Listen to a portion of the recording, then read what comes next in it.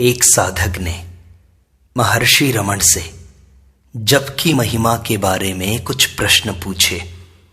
उसने पूछा कि महर्षि, जप कब तक करना चाहिए और साथ साथ ईश्वर के रूप पर भी एकाग्रता करनी, उस पर ध्यान करना आवश्यक है क्या? तब महर्षि ने कहा, रूप देखते रहने से जप का महत्व अधिक है। जप स्वाभाविक बन जाए तब तक उसे जारी रखना चाहिए। उसका आरंभ प्रयत्न से होता है और तब तक जारी रखा जाता है जब तक वह स्वाभाविक हो जाए।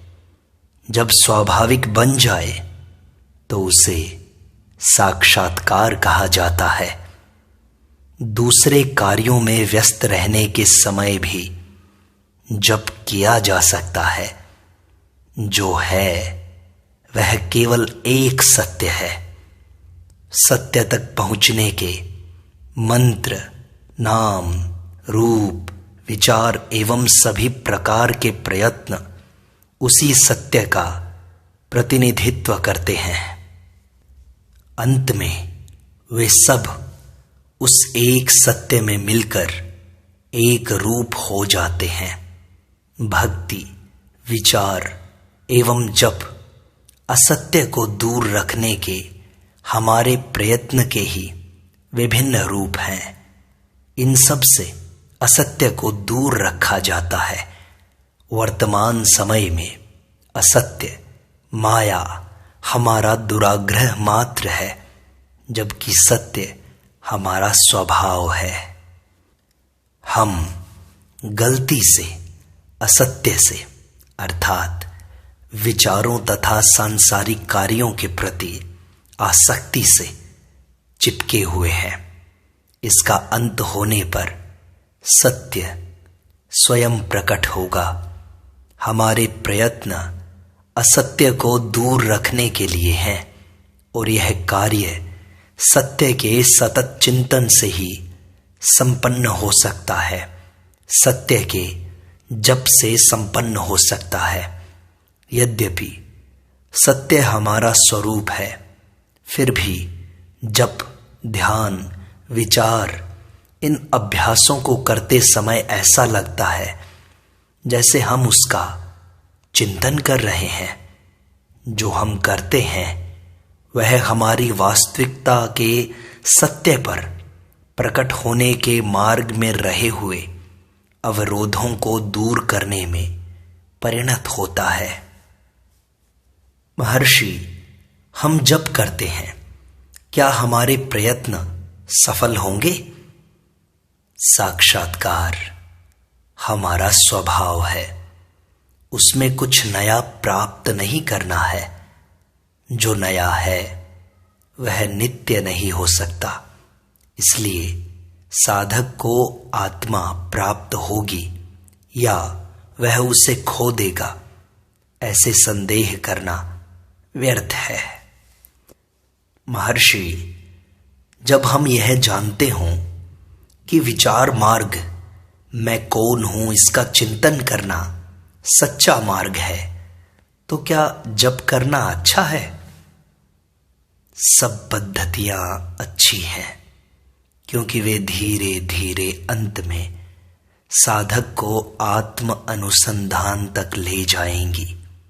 जप हमारा सच्चा स्वभाव है। जब हमें आत्मा का ज्ञान होता है तब जप अनायास चलता रहता है। एक स्तर पर जो साधन था, दूसरे स्तर पर वह साध्य बन जाता है।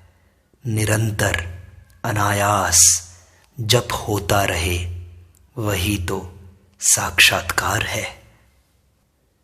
महर्षि, मैं गृहस्थ हूं। मैंने धर्म ग्रंथ नहीं पढ़े हैं और आत्म अनुसंधान, विचार की पद्धति मुझे कठिन लगती है। मैं ध्यान भी नहीं कर पाता। ध्यान के लिए बहुत कम समय है। मैं आपसे प्रार्थना करता हूं कि मुझे अधिक सरल और सादी पद्धति बताएं।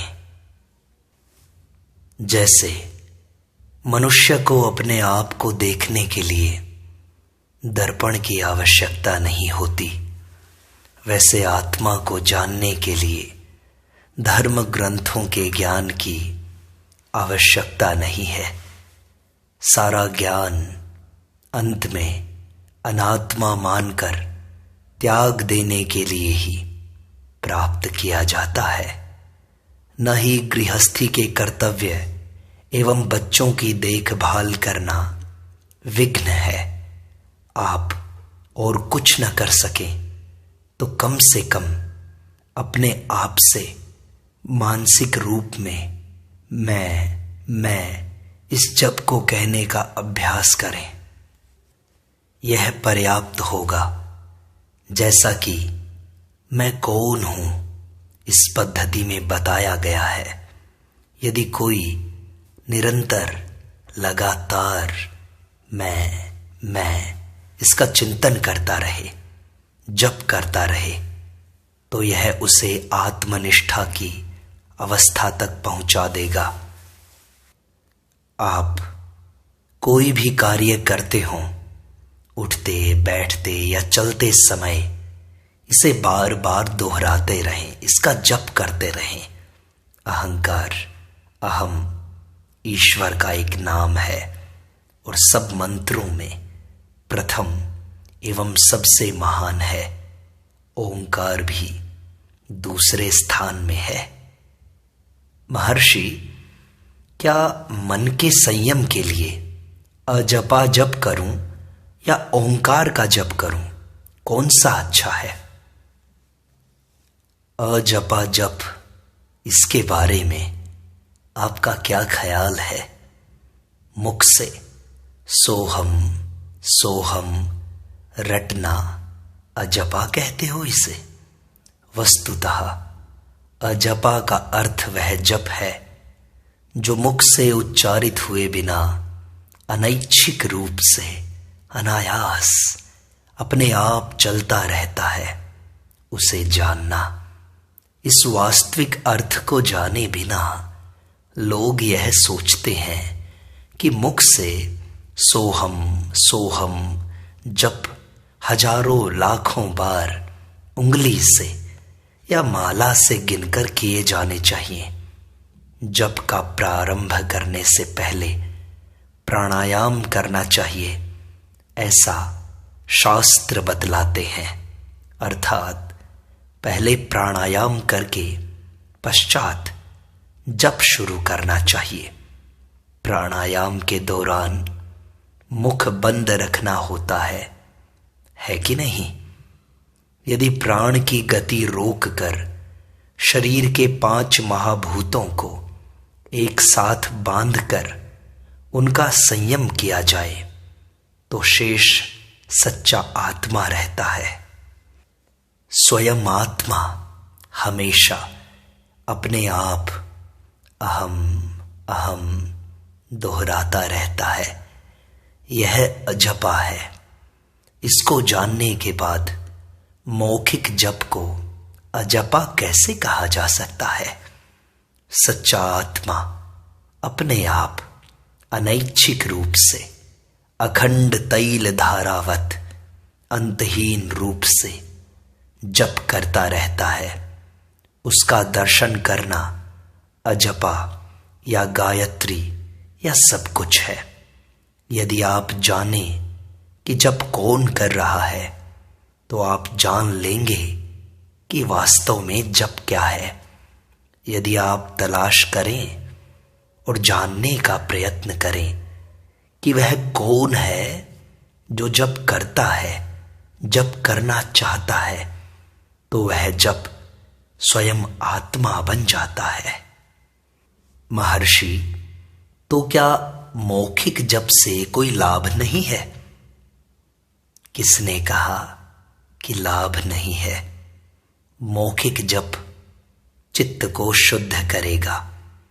जैसे जैसे जप निरंतर किया जाएगा, यह प्रयत्न जल्दी से या देर से सच्चे मार्ग पर ले जाएगा। अच्छा या बुरा जो भी किया जाता है वह निष्फल नहीं होता। केवल व्यक्ति के विकास स्तर के अनुसार इनके भेद या गुण दोष बताए जाते हैं। महर्षि, मौखिक जप अच्छा है या मानसिक जप? मौखिक जप ध्वनि रूप होता है। ध्वनि विचार से उत्पन्न होती है, क्योंकि विचारों को शब्दों में व्यक्त करने के पूर्व सोचना पड़ता है। मन विचारों से बनता है, इसलिए मानसिक जप मौखिक से अच्छा है। तो महर्षि, हमें ध्यान के साथ साथ मंत्र को मुख से नहीं बोलना चाहिए क्या? जब मानसिक हो जाता है तो ध्वनि की क्या आवश्यकता है? मानसिक जप को ही ध्यान कहा जाता है। ध्यान, चिंतन या मानसिक जप एक समान है। विचार जब उलझे हुए नहीं होते और कई विचारों के स्थान में एक ही विचार बना रहता है तो इसे ध्यान कहते हैं। जप अथवा ध्यान का लक्ष्य यह है कि बहुत सारे विचारों को हटाकर केवल एक विचार को बनाए रखना। तब वह एक विचार भी अपने मूल पूर्ण चैतन्य में विलीन हो जाता है। मन जप में जुड़ जाता है और तब अपने मूल में समा जाता है। महर्षि, आपने कहा था कि जप का पता उसके मूल में जाकर लगाना चाहिए। इससे क्या मन की ओर संकेत नहीं किया गया है? यह सब मन की करतूत है। जप मन को एक विचार पर स्थिर करने में सहायता करता है।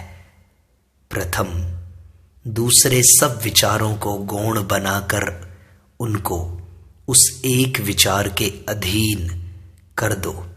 तब तक बनाए रखो जब तक वे अदृश्य न हो जाएं। जब मानसिक बन जाए तब उसे ध्यान कहते हैं, और ध्यान आपका सच्चा स्वभाव है। उसे ध्यान इसलिए कहते हैं कि उसे प्रयत्न से किया जाता है। विचार जब तक अव्यवस्थित एवं बिखरे हुए होते हैं तब तक प्रयत्न आवश्यक होता है। चूंकि आप अन्य कई विचारों में उलझे रहते हैं, एक विचार को निरंतर बनाए रखने के प्रयत्न को आप ध्यान कहते हैं। यदि वह ध्यान अनायास अपने आप बन जाए तब आप जानेंगे कि वह आपका सच्चा स्वभाव है। महर्षि, लोग ईश्वर को कुछ नाम देते हैं और कहते हैं कि नाम बड़ा पवित्र है और उसके जप से मनुष्य को लाभ होता है। क्या ये सच है? क्यों नहीं?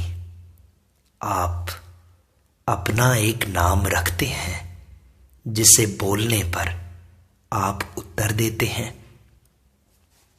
लेकिन जन्म के समय आपके शरीर पर यह नाम नहीं लिखा हुआ था। न ही शरीर ने यह किसी को कहा था कि उसका ये नाम पड़ेगा। फिर भी आपको एक नाम दिया जाता है और आप उसे सुनकर उत्तर देते हैं, क्योंकि आपने अपना तादात्म्य उस नाम के साथ कर लिया है। इस प्रकार नाम किसी वस्तु का निर्देश करता है, अतः वह कोरी कल्पना नहीं है। इसी प्रकार ईश्वर का नाम भी असरकारक है। नाम जप का अर्थ उस नाम से जानी जाने वाली वस्तु या व्यक्ति का स्मरण है, इसलिए उसका महत्व है। महर्षि, 1 घंटे या उससे अधिक समय तक जप करने से मैं नींद में चला जाता हूं। जगने पर याद आता है कि मेरे जप में रुकावट हुई है, तब मैं पुनः जप शुरू करता हूं। क्या करूं महर्षि? निद्रा नहीं, निद्रा जैसी अवस्था ठीक है, वह सहज स्थिति है।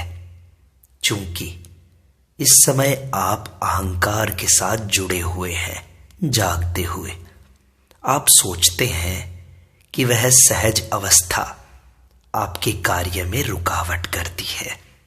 इसलिए आपको यह अनुभव अवश्य बार बार दोहराना चाहिए, जब तक आप जान लें कि वह आपकी स्वाभाविक नित्य अवस्था है। तब आप यह भी जानेंगे कि यद्यपि जप बाहरी है, फिर भी वह अपने आप चलता रहता है। आपका यह प्रश्न आपके गलत तादात्म्य अर्थात अपने आप का जप करने वाले मन के साथ तादात्म्य करने के कारण उत्पन्न हुआ है। जप का अर्थ अन्य विचारों को रोककर एक ही विचार को पकड़े रहना है। यही उसका प्रयोजन है। वह ध्यान तक पहुंचाता है, जिसका अंत आत्म साक्षात्कार या ज्ञान में होता है। महर्षि, तो मुझे जप किस तरह करना चाहिए? मनुष्य को मशीन की भांति, यंत्र की भांति ऊपर ऊपर से बिना भक्ति भाव ईश्वर के नाम का जप नहीं करना चाहिए। तो महर्षि, यंत्र की तरह जप करना निष्फल है क्या? दीर्घकालीन गंभीर रोग केवल औषध के नाम जप से नहीं, औषधि के सेवन से जाता है। इसी प्रकार जन्म मरण के बंधन शिवोहम जैसे महावाक्यों को निरंतर रटते रहने से नहीं कट सकते। मैं ब्रह्म हूं ऐसा रटते हुए घूमते रहने के बजाय ब्रह्मरूप होकर स्थिर होकर रहिए। महर्षि, कोई गुरु ऐसे ही मंत्र दे देता है, तो उस मंत्र के जप से लाभ होता है या नहीं होता? नहीं, मंत्र योग्य गुरु से दीक्षा पूर्वक मिला होना चाहिए। वह तुम्हारी योग्यता अनुसार ही तुम्हें मंत्र देगा। यह सत्य मंत्री तथा राजा की इस कहानी से स्पष्ट होता है। एक राजा अपने मंत्री से उसके घर मिलने गया। वहां उससे कहा गया कि मंत्री जी जप कर रहे हैं। राजा उसकी प्रतीक्षा में रुका और मिलने पर पूछा कि वह मंत्र कौन सा है। मंत्री ने कहा कि वह सबसे पवित्र गायत्री मंत्र है। राजा ने उस मंत्र की दीक्षा लेने की इच्छा प्रकट की, लेकिन मंत्री ने अपनी अयोग्यता प्रकट की। तब राजा ने वह मंत्र किसी और से सीखकर कुछ समय बाद मंत्री से मिलने पर गायत्री मंत्र बोलकर पूछा कि वह ठीक है या नहीं। मंत्री ने कहा कि मंत्र तो ठीक है, लेकिन उसे इस प्रकार बोलना ठीक नहीं। राजा ने उसका कारण पूछा। तब मंत्री ने पास में खड़े सेवक से राजा को गिरफ्तार करने की आज्ञा दे डाली। आज्ञा पर अमल नहीं हुआ। आज्ञा मंत्री ने बार बार कहा कि राजा को गिरफ्तार करो, फिर भी पालन नहीं किया गया। राजा ने क्रोधित होकर उसी सेवक से मंत्री को पकड़ लेने की आज्ञा दी, जिसका तुरंत पालन हुआ। मंत्री ने हंसकर कहा कि यह घटना राजा के पूछे हुए कारण को स्पष्ट करती है। राजा ने पूछा कि कैसे? तो मंत्री ने कहा, आज्ञा तो एक सी थी, बंदी बनाने की। अमल करने वाला भी वही था, वह सैनिक, लेकिन आज्ञा देने वाला अलग था। जब मैंने आज्ञा दी तो बेअसर रही, लेकिन जब आपने आज्ञा दी तो तुरंत असर हुआ। यही बात मंत्र के बारे में भी सच है। महर्षि, मुझे एक मंत्र मिला है, वह ओंकार का है। लोग मुझे डराते हैं कि यदि मैंने इसका जप किया तो परिणाम ठीक नहीं होंगे। मैं आपसे मार्गदर्शन चाहता हूं, क्या मैं इसका जप करूं? मुझे इसमें काफी श्रद्धा है। तुम श्रद्धा के साथ अवश्य जप कर सकते हो। महर्षि, वह अपना कार्य स्वयं करेगा या आप कृपया करके मुझे आगे की कुछ सूचना देंगे? क्या जप अपना काम करेगा? मंत्र जप का उद्देश्य यह अनुभव करना है कि वह मंत्र आप में पहले से ही अनायास चल रहा है। मौखिक जप मानसिक बनता है तथा मानसिक जप अंत में अपना नित्य रूप प्रकट करता है। वही मंत्र साधक का सच्चा स्वरूप है। इसे ही साक्षात्कार कहते हैं। यही जप की महिमा है।